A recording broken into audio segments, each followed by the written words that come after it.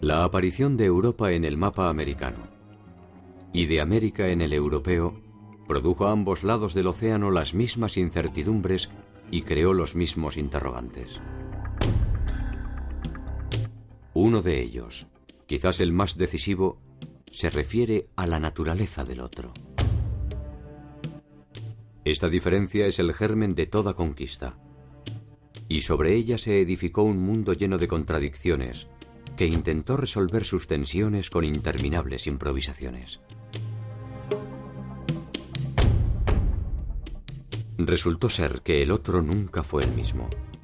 Naturaleza y cultura, adelantados y atrasados, corregidores e incorregibles, capitanes y decapitados, jesuitas y chamanes, encomenderos y mitayos, idólatras y doctrineros, siervos, caciques, curacas, cabildantes, tributarios, recaudadores, mestizos, mulatos, esclavos. La hora de los héroes había terminado. La derrota militar de los pueblos originarios daba lugar a una contienda más desproporcionada.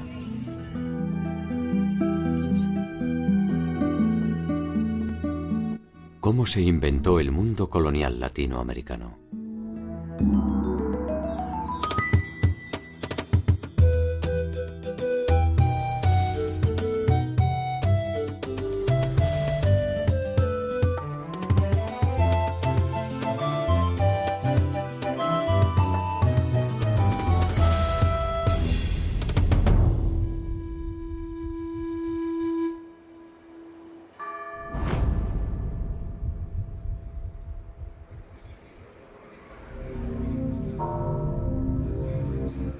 El 13 de agosto de 1521, con la caída de Tenochtitlan, capital del Imperio Mexica, se inició la segunda fase de la conquista del territorio latinoamericano.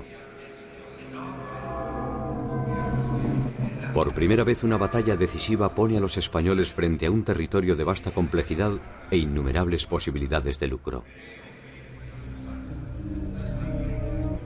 Tenochtitlan, la ciudad flotante que había maravillado a los conquistadores, había quedado en ruinas. Cientos de miles de cadáveres pertenecientes a ambos bandos cubren la superficie de sus calles y canales, impidiendo el paso y propagando la enfermedad.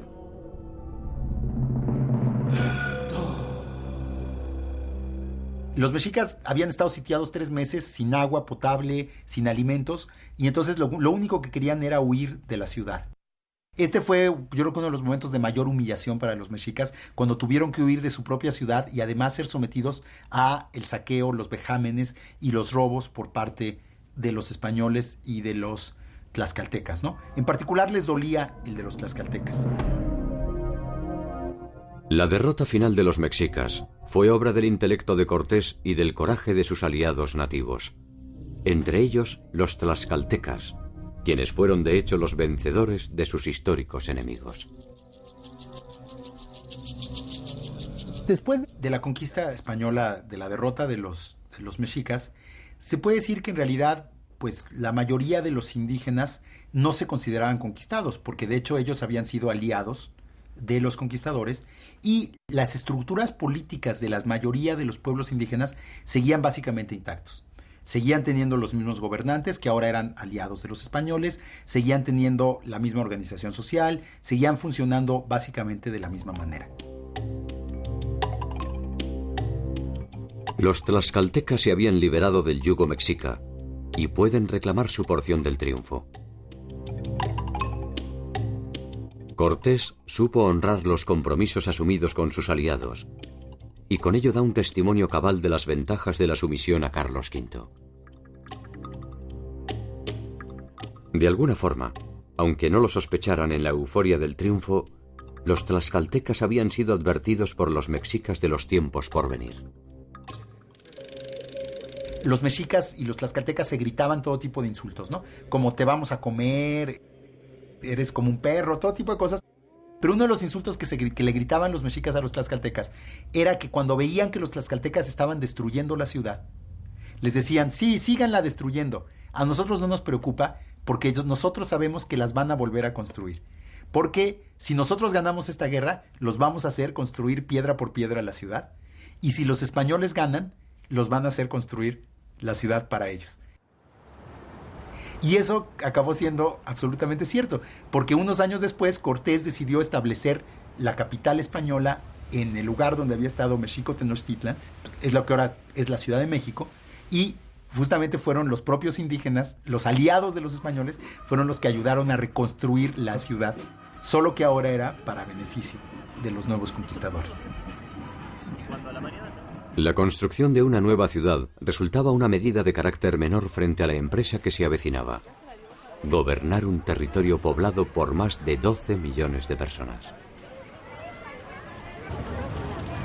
Lo que explica el que muchos pueblos indígenas se aliaran directamente a los españoles era que creyeron que este dominio español iba a venir a sustituir al azteca, que había sustituido al chichimeca, al tepaneca, y el tepaneca había sustituido al tolteca, y el tolteca había sustituido al teotihuacano, pero que iba a seguir siendo una transacción económica entre dos poderes completamente independientes y autónomos, digamos, que solo iba a ser una relación contractual económica.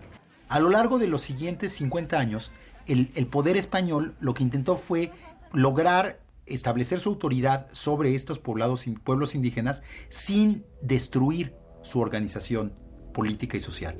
Los españoles habían descubierto en el Caribe que si causaban disrupciones demasiado grandes en la población, como pues destruir los señoríos, esclavizar a los indígenas, lo único que iban a provocar era el exterminio de la población, y que pues una tierra como México no le serviría de nada sin una población indígena que explotar.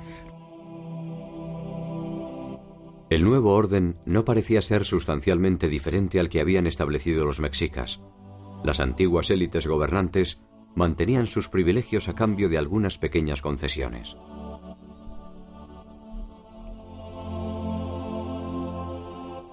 Incluso la nueva religión parecía ofrecer una relación más sosegada que la que había impuesto la última etapa del gobierno mexica con el incremento de sus prácticas sacrificiales. En apariencia al menos, las condiciones tributarias solo cambiaban el destinatario de los bienes que se producían.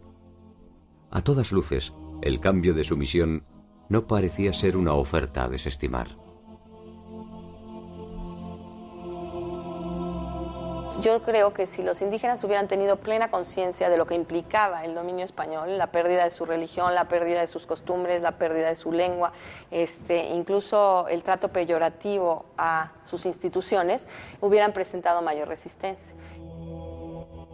Este dominio se manifiesta mediante la incorporación de los indígenas en calidad de vasallos de Carlos V. A partir de este nuevo estatus jurídico, se establece la obligación de tributar a la corona. De esta manera, los conquistadores recuperan el dinero invertido, reservando un porcentaje para el rey. Bueno, hay que pensar que la conquista de América, si bien se hizo en nombre del rey, en realidad fue fundamentalmente financiada por los propios conquistadores. Entonces, esta actividad, que era casi privada, es una mezcla de lo público y lo privado, muy típico de la época del antiguo régimen, desarrollaba o permitía desarrollar un sistema de dones y contradones. Por el hecho de haber realizado la conquista en nombre del rey, el rey estaba obligado a ofrecer ciertas mercedes. Y una de las mercedes que el rey iba a otorgar a estos conquistadores que habían arriesgado su vida y sus dineros fue entregar a los indios en encomienda.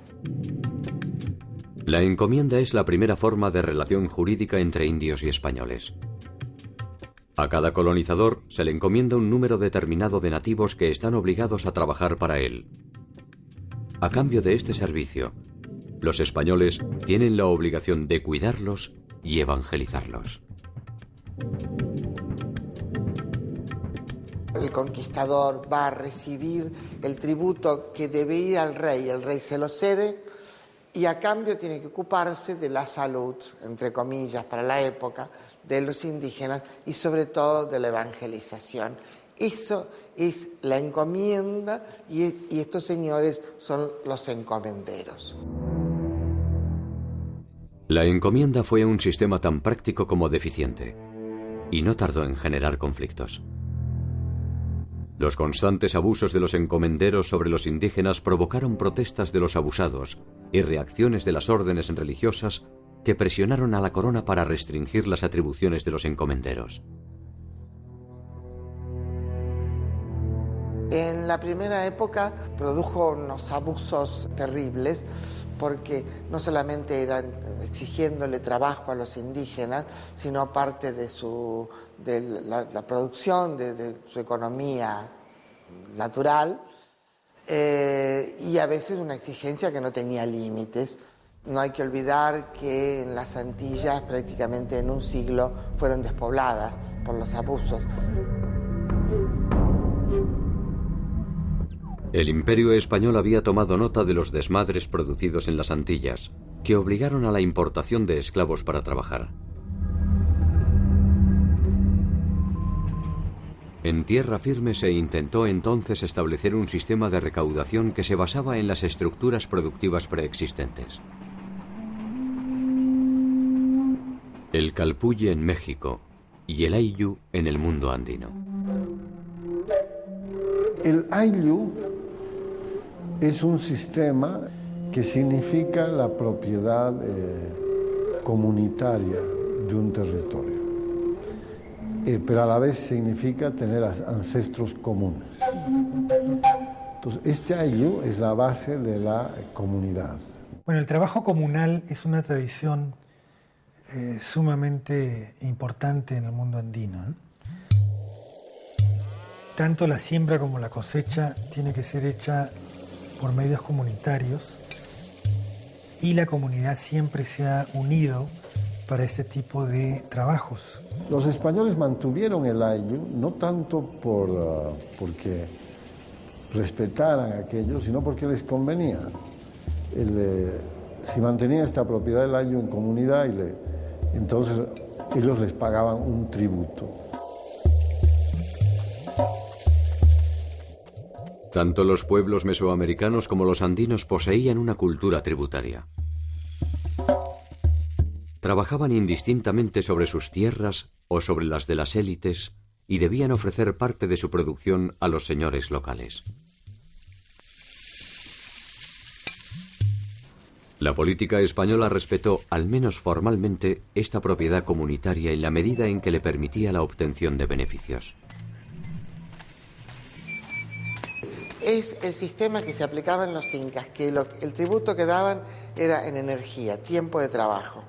El problema es que en los incas estaba regulado. En tanto, en la colonia había una explotación a veces indiscriminada. Nunca se habían enfrentado directamente como individuos al tributo. El Imperio español llegó y lo primero que quiso imponer es una tributación tú a tú, individuo con autoridad política. Y esto sí empezó a romper los lazos de solidaridad, de ayuda mutua que se tenían dentro de la colectividad, que se habían generado en la forma de producir el tributo anteriormente.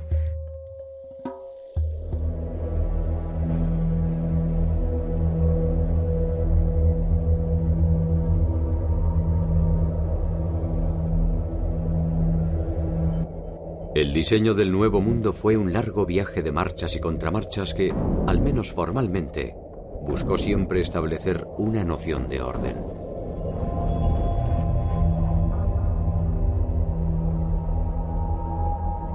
El territorio era una hoja en blanco sobre la que se podía trazar una cuadrícula perfecta. Cada uno de los solares, rigurosamente divididos por los conquistadores, eran entregados a los principales encomenderos que iniciarían así su lento y persistente camino hacia la formación de una nueva aristocracia.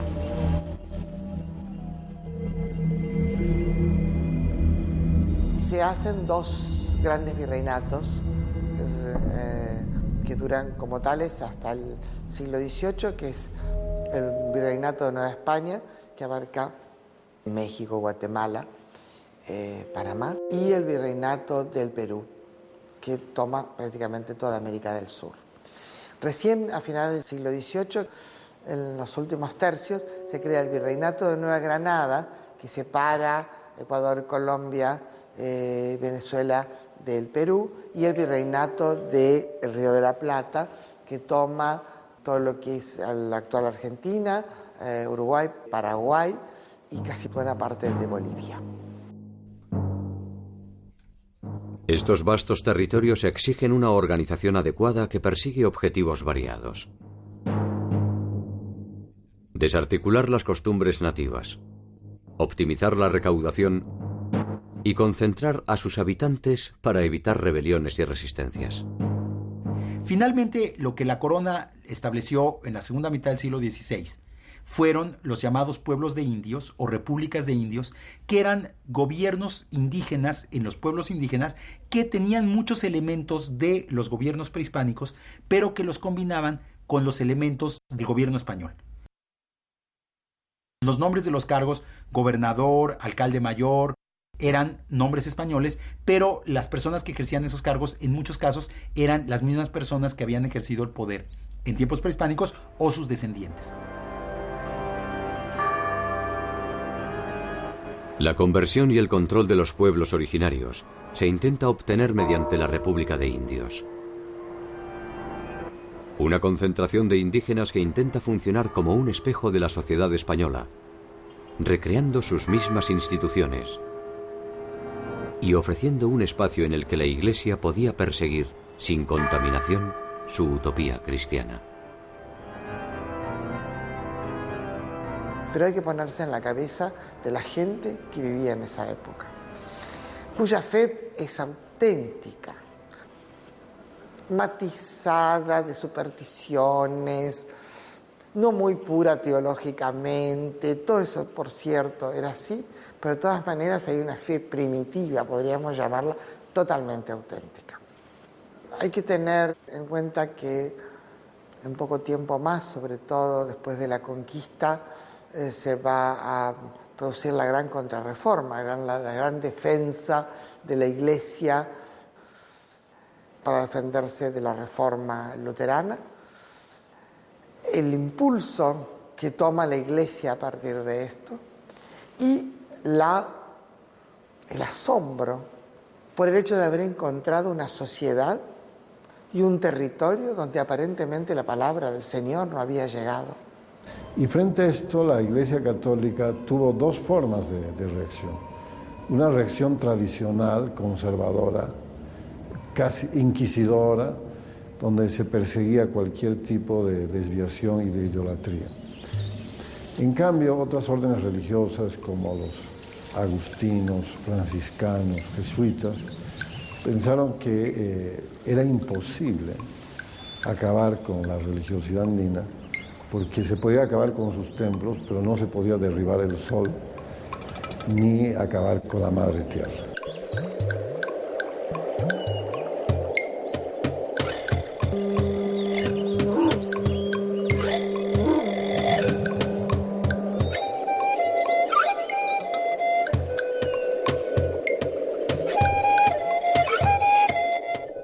La llamada conquista espiritual produce sin dudas una desarticulación más extrema que las imposiciones de corte político o económico.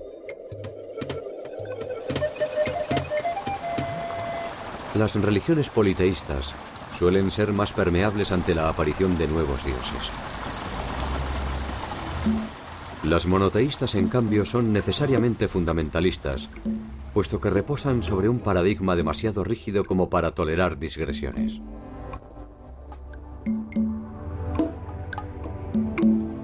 Podría decirse que la ciega voluntad puesta en el proceso de la evangelización responde más a una confirmación de la fe propia que un cuestionamiento de la ajena.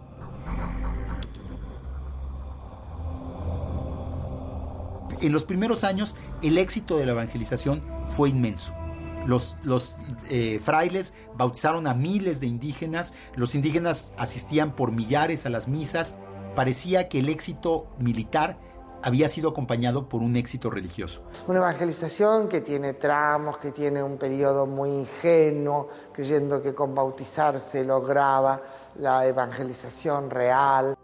después se dan cuenta que se necesita la catequesis, etcétera, que es necesario llevar cada vez más sacerdotes y más evangelizadores en general, y que es una tarea muy difícil y muy lenta, pero bueno, nunca se renuncie a esa tarea, nunca.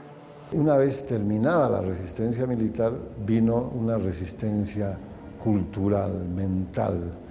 Es decir, los españoles pudieron dominar, obligarlos a pagar tributo, etcétera, pero nunca dominaron completamente sus mentes. Entonces, la resistencia más importante de estos pueblos fue mantener su idioma, sus costumbres y obviamente su religión. En los casos de las fiestas que los españoles imponen al poblador indígena para que estos la celebren, ocurre una cosa muy especial. Es que los pobladores andinos utilizaron el calendario español y católico y lo sobrepusieron a la propia celebración de sus propios rituales y siguieron pensando en que estaban celebrando sus propias creencias, adorando a sus propias deidades, a pesar que estuvieran bajo el nombre y la denominación de un santo español o de una virgen, como se los exigían los evangelizadores de la colonia. Con nombre del Padre, el Hijo y Espíritu Santo. Amén. Esta familia, Tatsmanchila, Baraca Chachila, Chuchula Chachila, Velapaita Chachila. Dulce María. Los pueblos indígenas tuvieron resistencia al cambio y lo más difícil para adaptarse es lo ideológico, ¿no? Entonces ellos de alguna manera tomaron cosas del catolicismo y de la nueva prédica evangelizadora que les hacían los sacerdotes y de alguna manera supieron reconocer algunas cosas que su propia religión les proveía y hicieron una bellísima integración de conceptos antiguos con conceptos modernos. En algunos casos cambiaron los nombres, pero en esencia se seguía manteniendo el culto, por ejemplo, a las deidades protectoras de la agricultura, a las deidades protectoras de las clases menos protegidas, a la veneración de fuerzas naturales que les eran importantísimas para su vida cotidiana, como la lluvia, la vegetación, la regeneración de las plantas, etc.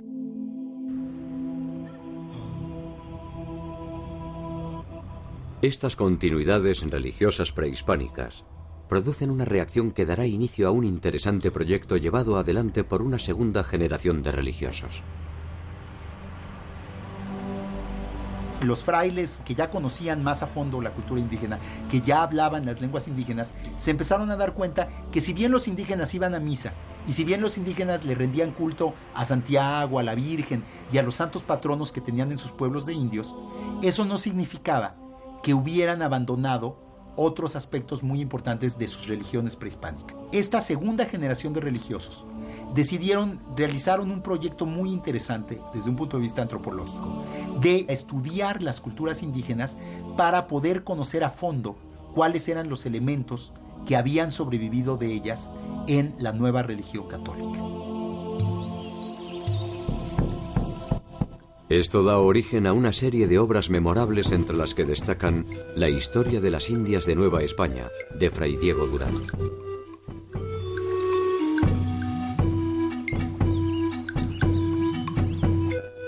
Y La historia general de las cosas de la Nueva España, de Fray Bernardino de Sahagún.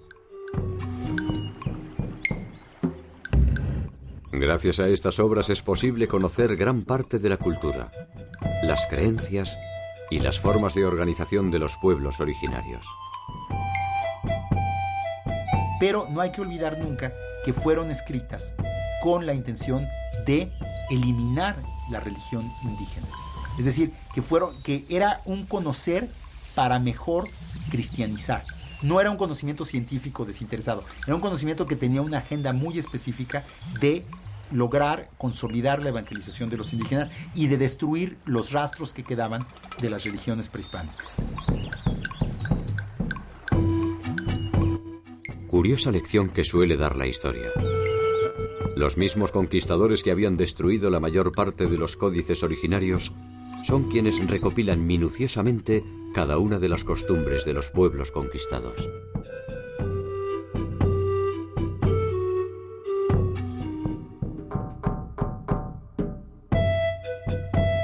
Tanto Sahagún como Durán persiguen objetivos específicos: entender para destruir.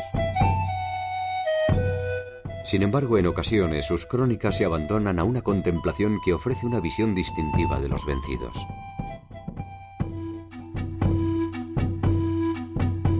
Sus formas de asociación, sus conocimientos, su fina espiritualidad y su particular sensibilidad.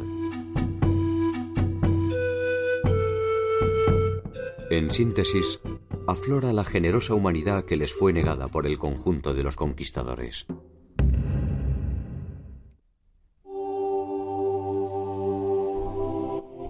Tanto la corona española como la portuguesa intentaron establecer un modelo teórico de sociedad.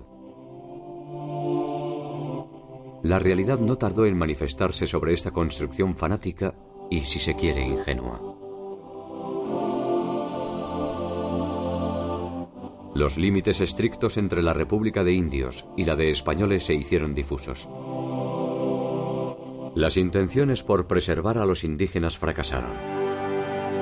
Las pasiones y ambiciones humanas comenzaron a establecer fugas. Pequeñas grietas que la legislación no podía contener. Todo está estructurado en las llamadas dos grandes repúblicas, la República Española y la República de Indios. Todo lo que está en el medio tiene un vacío legal por un lado, pero a su vez la posibilidad de meterse en aquel conjunto de jurídico que más le convenga. En ese medio se produce una fusión entre los grupos sociales que derrumbará la pureza del proyecto original. Un resultado previsible era la unión de un español con una india, que daba origen a un mestizo. Las hijas mestizas son casadas con españoles importantes, con lo cual rápidamente esa gota de sangre queda dando vuelta en el mestizaje biológico, pero se pierde en el mestizaje cultural y sobre todo en la categorización. Pasan a ser categorizados como españoles, ¿no? Es muy interesante ese proceso, cómo se va dando, porque el mestizaje no se detiene nunca. Pero las leyes siempre miran para otro lado. Poco tiempo después, la condición de mestizo resulta insuficiente para clasificar al conjunto de la sociedad.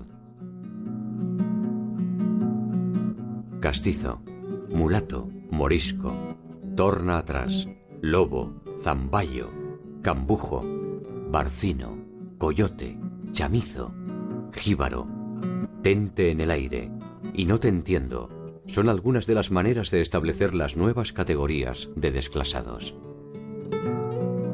Los mestizos son considerados impuros y tienen mucha dificultad en reconocerlos. La situación del mestizo es muy ambigua. Si es criado en la familia de su madre, normalmente indígena, puede ser considerado indio. Si es criado en la familia del español, de pronto, al tiempo, puede pasar por español. El español nacido en América, que es el criollo, no tiene un estatus especial. Es considerado español, pero de segunda. No hay una legislación separada para españoles americanos o españoles peninsulares. Hay sí una legislación especial para los indígenas, todo el tiempo.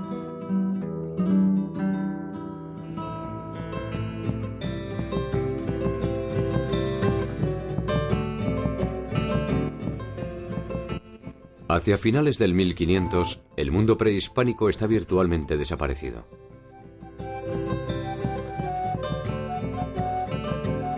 Al mundo soñado por españoles y portugueses no le va mejor. No es más que un conglomerado de leyes y resoluciones que intenta disfrazar de armonía las contradicciones que se multiplican.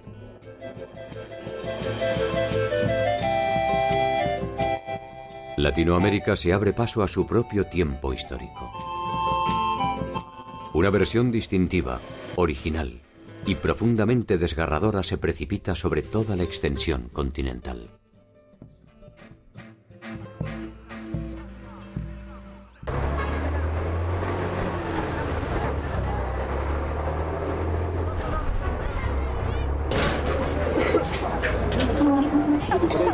Pura atención, pura atención que...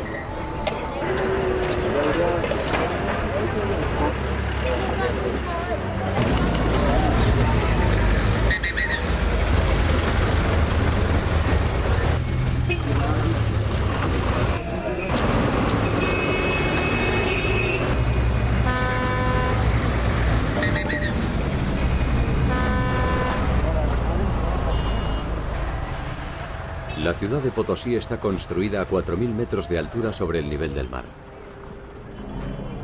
Fue fundada por los españoles en 1545, a raíz del hallazgo de una importante veta de plata en el Cerro Rico de Potosí. Este cerro fue uno de los principales ingresos de la corona española. La ciudad era entonces algo más que un pequeño campamento, y creció a un ritmo desmesurado exigiendo una compleja organización de recursos humanos y económicos. Estas aguas están viniendo de lo que son las filtraciones cuando llueve, cuando graniza, ¿no? Y su pH es muy, muy ácido.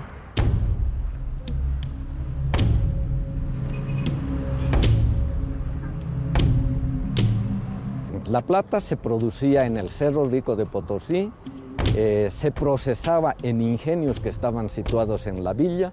Para eso se ha construido un sistema hidráulico, el segundo más grande del mundo.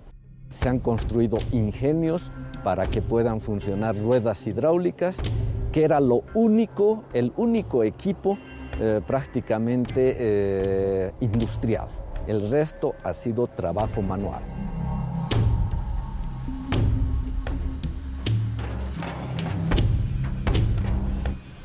La mina se mantiene activa en la actualidad y si bien los tiempos han cambiado y la tecnología ha optimizado la explotación, una primera mirada se convierte en un viaje al pasado.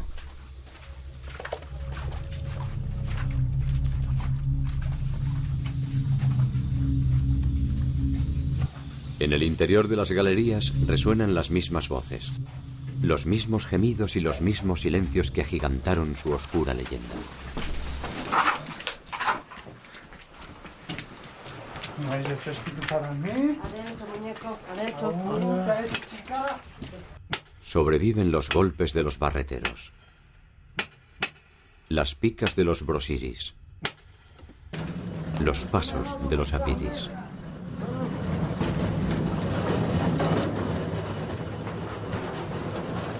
Durante el Imperio Inca, la población estaba obligada a realizar turnos de trabajo obligatorio para beneficio de los curacas locales que representaban al incario.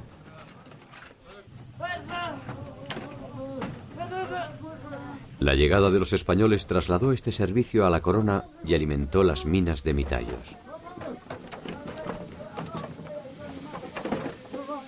La mita es un turno de trabajo que había en la época incaica. Una forma de dar el tributo era o en especie o en turnos de trabajo. Y esto de la mita, él lo adoptó para crear un trabajo obligatorio en las minas. La diferencia es que el Inca retribuía con una serie de obras a aquellos que hacían la mita.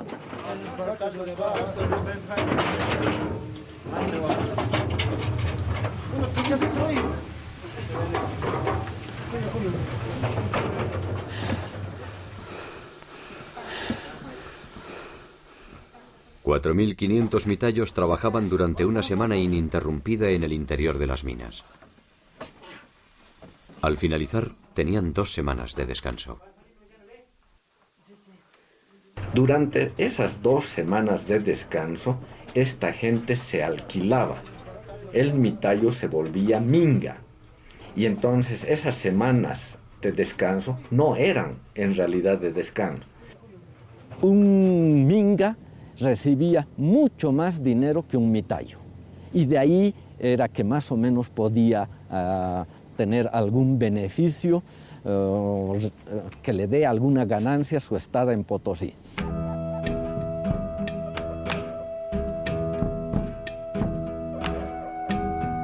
Todos los yacimientos en América fueron de la corona. La corona aprovecha el trabajo forzado de los nativos para su enriquecimiento. La corona recibía 1/5 de la producción y el resto era de los mineros. Los mineros a su vez contrataban o pagaban a los mitayos 2 reales por semana. Este es un monto sumamente bajo y como era trabajo de coacción, los nativos tenían que venir a Potosí con su comida, con su ropa, porque los 2 reales no alcanzaba prácticamente para nada. La leyenda sostiene que la cantidad de metal extraído del Cerro Rico sería suficiente para construir un puente de plata que uniera Madrid y Potosí. Ese puente hipotético sin duda se hubiera construido con el sudor de los mitayos. Cada 7 años, cada uno de ellos debía cumplir 1 año de trabajo obligatorio en las minas. En los momentos de mayor producción, Potosí albergó más de 13.500 hombres provenientes de distintas y distantes regiones del mundo andino.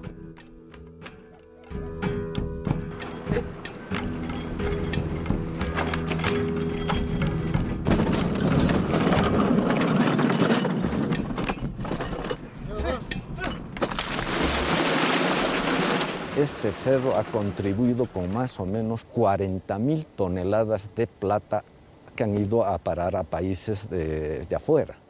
Parte de esa plata obviamente ha servido para fundar o tener una ciudad a estas alturas, a 4.000 metros de altura prácticamente, y que haya sido reconocida por la UNESCO como Patrimonio de la Humanidad.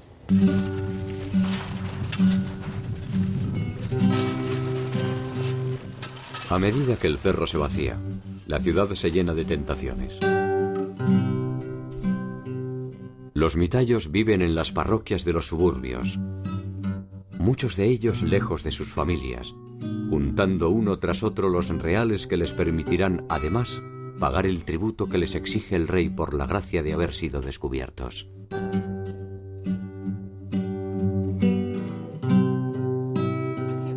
Algunos tendrán la dudosa fortuna de morir por inhalación de plomo o de mercurio. Otros solo podrán derrumbarse en el carnaval de la ciudad.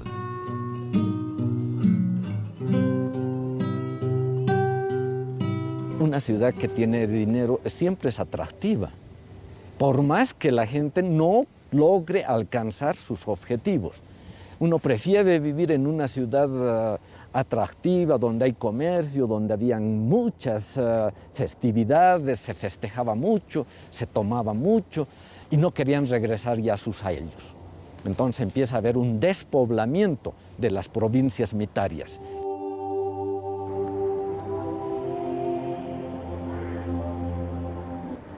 El centro de la ciudad estaba reservado a la población española.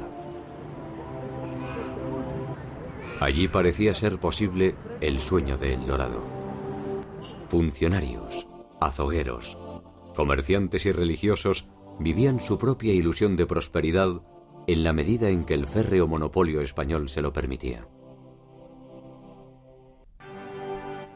Nada debía entrar ni salir de Potosí sin la anuencia de las autoridades. La corona quería controlar que la mayor cantidad de plata salga en forma de barras o de rieles o en forma de moneda acuñada.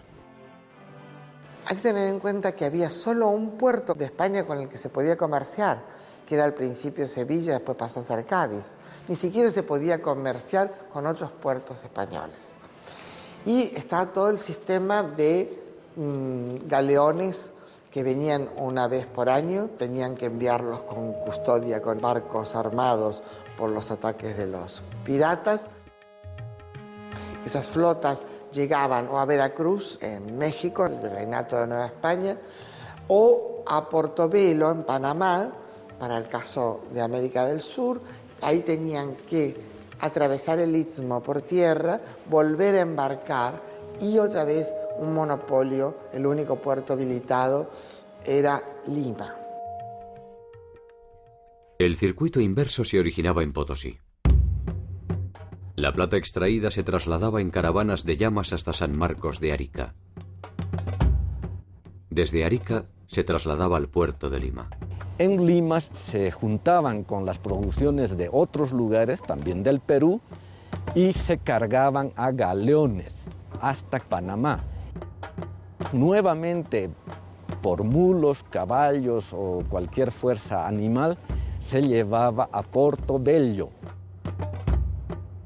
Y de Portobelo a La Habana, Cuba, donde finalmente se hacía el carguío de la plata mexicana, la plata peruana, la plata potosina.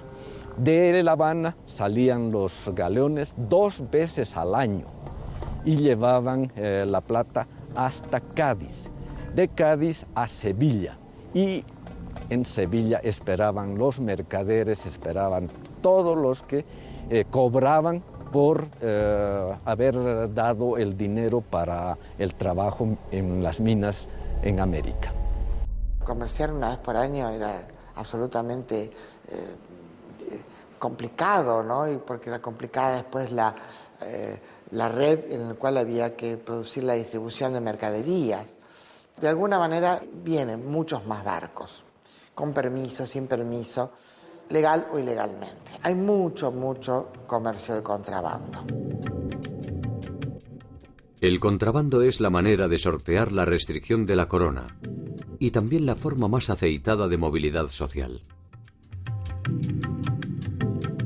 Mulas, tejidos, carnes, esclavos y objetos suntuarios llegan a Potosí provenientes de Brasil y Buenos Aires. De Potosí siempre sale lo mismo: plata para la corona o plata para los dueños de las minas y los funcionarios. Se estima que por lo menos 1/3 de la plata extraída elude el control de la corona y se utiliza para poner en marcha el comercio ilegal.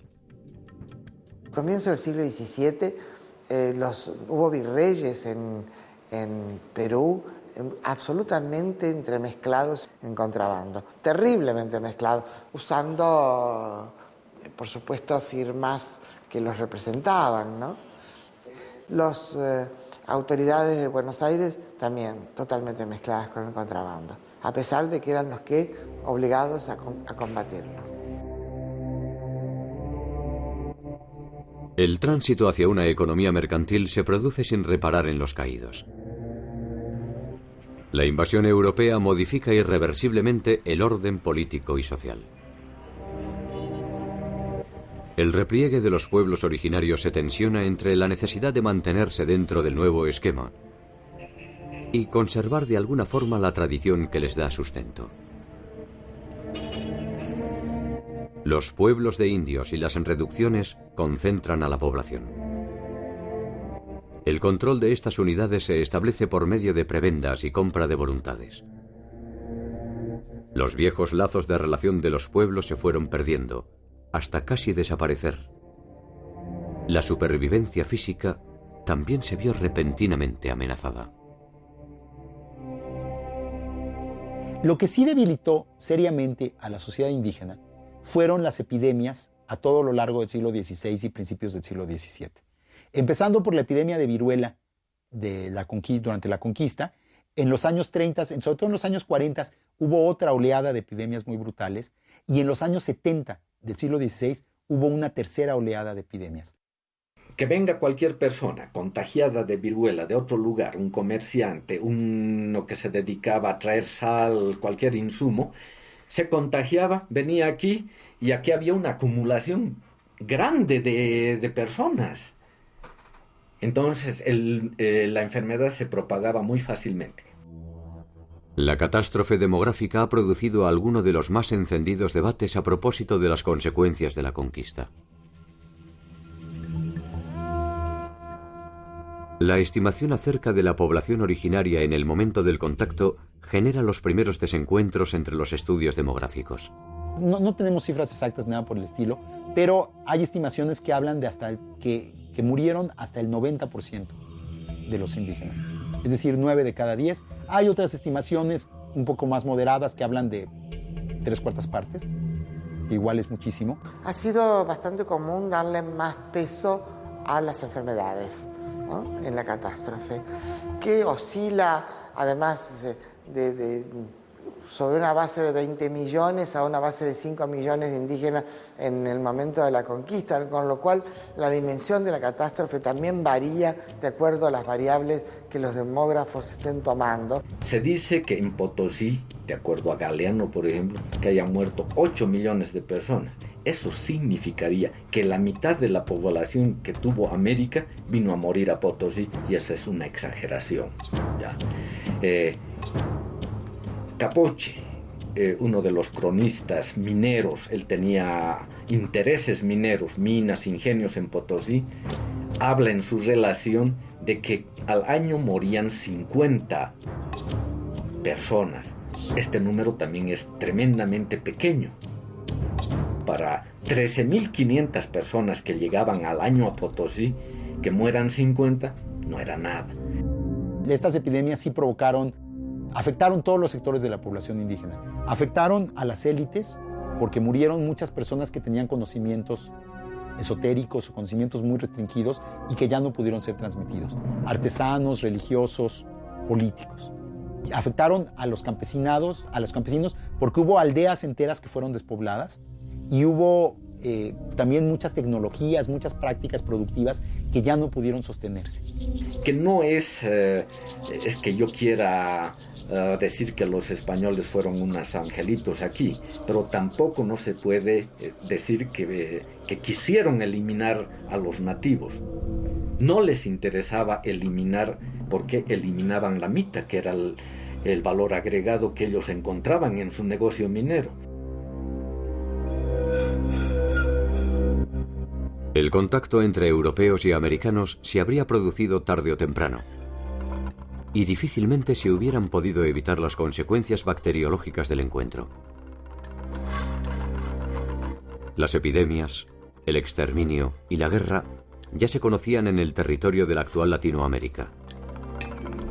Pero la naturaleza de la dominación europea resultó desproporcionada para los modos de vida de las sociedades originarias. Abandonados por sus dioses y por sus gobernantes, las responsabilidades colectivas se tornaron individuales y nuevas formas de morir se hicieron presentes en el horizonte. Y ahí podríamos incluir al alcoholismo como enfermedad profesional. Si la gente, después de cumplir su labor, se dedicaba a emborracharse, el alcoholismo traía muchas complicaciones, males hepáticos, males del estómago, cirrosis. El alcohol se utilizó como forma de pago, como forma de dominación. Y si bien se sabe que en la época prehispánica se tomaba ya la chicha y otro tipo de bebidas, con la colonia esto se incrementó, ¿no? Igual que la pobreza. Sea cual sea la cifra definitiva, las fuentes confirman que entre el año 1500 y el 1600, el número de habitantes nativos disminuyó a niveles alarmantes, despoblando vastas zonas territoriales de Latinoamérica. Hacia 1780 se registrará una recuperación en los pueblos originarios. Probablemente, dada la magnitud de la catástrofe, estas nuevas generaciones sean ya el producto de un nuevo paradigma cultural que deba tanto al viejo modelo como al nuevo. Lo que sucedió es que a finales del siglo XVI, después de estas grandes oleadas de epidemias, las sociedades indígenas se reconformaron ya en el marco del régimen colonial y construyeron nuevas formas de vida con muchos elementos europeos, pero también con muchos elementos prehispánicos. Y las sociedades indígenas que conocemos hoy son realmente las descendientes de esas sociedades reinventadas del periodo colonial, que tienen una fuerte raíz prehispánica, pero que también tienen muy importantes elementos occidental. Por ejemplo, ustedes van a poder observar en el mundo aymara actual, hay varios indicadores de esto, ¿no? El vestido que hoy utiliza la aymara de la ciudad, la aymara urbana, que es la chola paseña, se ve esa mezcla, ¿no? La manta tiene que ver con la mantilla española. Y en cambio el aguayo que llevan para cargar a los niños es un textil, además de una alta simbología, porque sobre ese aguayo se hace, por ejemplo, la mesa aymara, o se come, o los rituales, ahí se carga el niño. Todo eso muestra que es una vestimenta típica, pero a la vez muy mestiza, que toma de ambas partes, ¿no? Así que la aculturación no se dio en el sentido de perder toda la identidad, pero sí fue una mezcla, ¿no?, de cosas, de contenidos culturales españoles que fueron adoptados acá.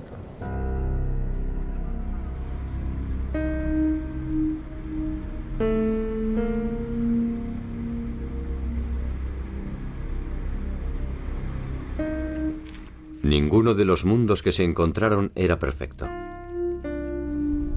Y los eufemismos para denominar el evento desnudan necesariamente sus intencionalidades.